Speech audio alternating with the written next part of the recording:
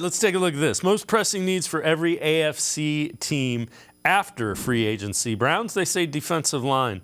Made a significant investment in Tomlinson, but the Browns need more reliable play from others on the roster. Signed Hill, Hurst, but it is young draft picks, Winfrey, Togiai, Elliott, who need to step up under the direction of Jim Schwartz.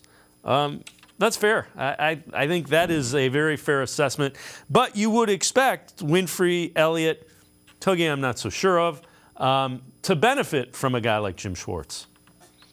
Mm-hmm. Yeah, that's the bet that we're making right there. Hey, some of these young guys are going to play better because they're in a different defensive system that fits them better.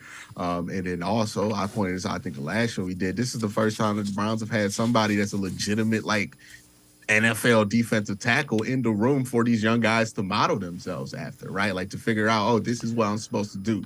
This is what it's supposed to look like in the NFL. And those things might sound elementary, but it's really true. Like if you look at the positions that teams have been able to develop over the years versus the positions that teams don't, you usually have a presence in the locker room that, they don't have to be a star level player, but they are definitely a legitimate veteran NFL starting level player to show him the ropes. That's why Anthony Walker has been so valuable to this linebacking room because no, he's not a star player, but he's a dude who knows what to do. He's been around for a while and he's a starter. He's really good at that. Like those dudes are really valuable for your development. And you look at the positions the Browns have been able to develop players at, like corner. I mean, it's no mistake that Denzel Ward is there. That's somebody you could look at and go, okay, that's what it looks like when you're really good at this. That's what I need to build to, right? Like that. Myles Garrett is a little bit less helpful because Myles Garrett does stuff. You look at him, you go, I can't do that. Like, I don't know if I can play at this level, right? Like that's where it gets kind of hard, right? Because there's one of him.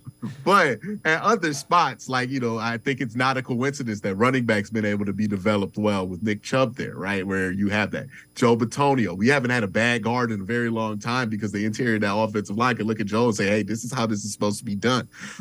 You need that guy in there to help develop because as much as what coaches can do on the chalkboard matters, you need players to be able to get that last point home because that's where stuff gets through. Your peers are usually who get you through on some points that you need to learn, not necessarily your teachers, and you need people who can reinforce that or are listenable to, and that's what Dalvin Tomlinson brings also as a vet.